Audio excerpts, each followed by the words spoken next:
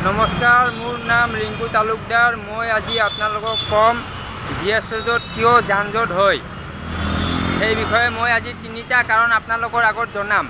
এই তিনিটা কাৰণ আপুনি জানিলে বুজি পাব GS ৰোডত যান-জঁটটো কিয় হৈ থাকে।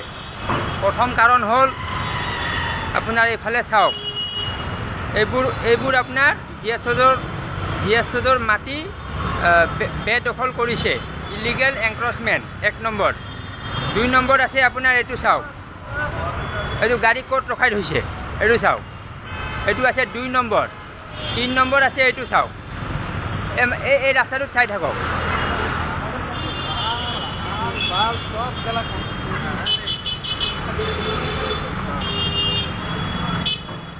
এই মানুহবিলাক ৰখি আছে, চাব পাৰ হ'ব, পাৰ হ'লে গাড়ীটো ৰখি দিয়ে, তেতিয়া গাড়ীটো যান-জঁট হয়।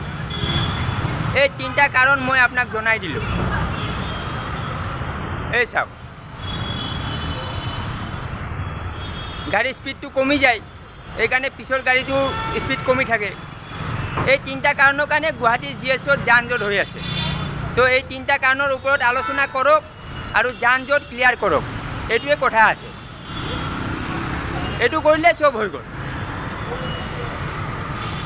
ইলিগেল এনক্ৰচমেণ্ট, নো এণ্ট্ৰি পাৰ্কিং আৰু য'তে ত'তে পাৰ হৈ থাকে, তিনিটাই কাৰণ আছে।